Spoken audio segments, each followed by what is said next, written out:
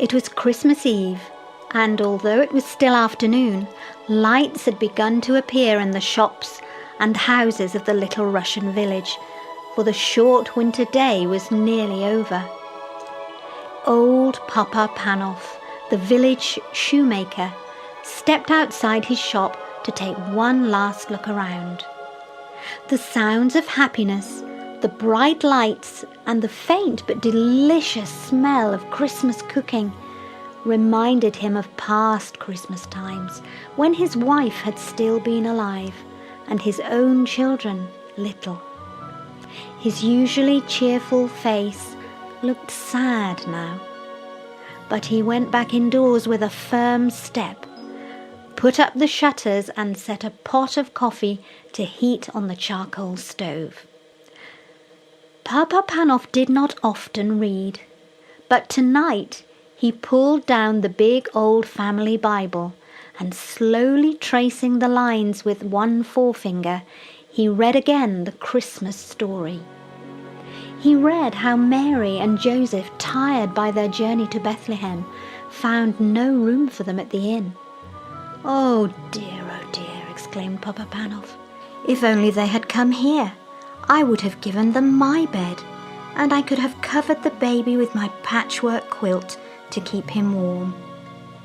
He read on about the wise men who had come to see the baby Jesus, bringing him splendid gifts. Papa Panov's face fell. I have no gift that I could give him, he thought sadly. Then his face brightened. He put down the Bible, got up, and stretched his long arms to the shelf high up in his little room. Papa Panov smiled with satisfaction. Yes, they were as good as he had remembered. The best shoes he had ever made. I should give him those, he decided. He was feeling tired now, and the further he read, the sleepier he became. In no time at all, Papa Panov was fast asleep. He dreamed that someone was in his room, and he knew at once, as one does in dreams, who the person was. It was Jesus. You have been wishing that you could see me, Papa Panov, he said kindly. Then look for me tomorrow. It will be Christmas Day, and I will visit you. But look carefully, for I shall not tell you who I am. When at last Papa Panov awoke, the bells were ringing out, and a thin light was filtering through the shutters. Bless my soul, said Papa Panov, it's Christmas Day. The street was deserted. No one was stirring yet. No one except the road sweeper. He looked as miserable and dirty as ever, and well he might. Whoever wanted to work on Christmas Day, and in the raw, cold and bitter freezing mist of such a morning? Papa Panov opened the shop door. Come in, he shouted across the street cheerily. Come in and have some hot coffee to keep out the cold. The sweeper looked up, scarcely able to believe his ears. He was only too glad to put down his broom and come into the warm room. Papa Panov watched him with satisfaction, but every now and then his eyes strayed to the window. Expecting someone? The sweeper asked at last. So Papa Panov told him about his dream. Well, I hope he comes, the sweeper said. You've given me a bit of Christmas cheer I never expected to have. I'd say you deserve to have your dream come true. And he actually smiled. When he had gone, Papa Panov went to the door again, scanning the street. The girl walked so slowly and quietly, hugging the walls of shops and houses, that it was a while before he noticed her. She looked very tired, and she was carrying something.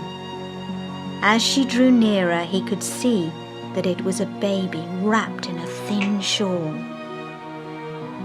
Won't you come in, he called, stepping outside to meet them. You both need a warm by the fire and a rest. The young mother let him shepherd her indoors, and to the comfort of the armchair. She gave a big sigh of relief. "I'll warm some milk for the baby," Papa Panov said. "I've had children of my own. I can feed her for you." He took the milk from the stove and carefully fed the baby from the spoon, warming her tiny feet by the stove at the same time. "She needs shoes," the cobbler said. But the girl replied, "I can't afford shoes. I've got no husband to bring home money. I'm on my way to the next village to get work." Sudden thought flashed through Papa Panov's mind. He remembered the little shoes he had looked at last night, but he had been keeping those shoes for Jesus. He looked again at the cold little feet and made up his mind. "Try these on her," he said, handing the baby and the shoes to the mother. The girl smiled happily, and the baby gurgled with pleasure. "You have been so kind to us," the girl said, when she got up with her baby to go. "May all your Christmas wishes come true." But Papa Panov was beginning to wonder if his very special Christmas wish would come true. He looked anxiously up and down the street. There were plenty of people about, but they were all faces that he recognized. They were neighbors going to call on their families. They nodded and smiled and wished him Happy Christmas. Or beggars, and Papa Panov hurried indoors to fetch them hot soup and a generous hunk of bread, hurrying out again in case he missed the important stranger. All too soon the winter dusk fell. When Papa Panov next went to the door and strained his eyes, he could no longer make out the passers-by. Most were home and indoors by now, anyway. So, it had been just a dream after all. Jesus had not come. Then, all at once, he knew that he was no longer alone in the room. This was not a dream, for he was wide awake. "Who are you?" he called out, bewildered. It was the voice of Jesus. "I was hungry and you fed me," he said. "I was naked and you clothed me. I was cold and you warmed me. I came to you today in every one of those you helped and welcomed." Then all was quiet and still. A great peace and happiness seemed to fill the room, overflowing Papa Panov's heart until he wanted to burst out singing and laughing and dancing with joy. So he did come after all, was all that he said.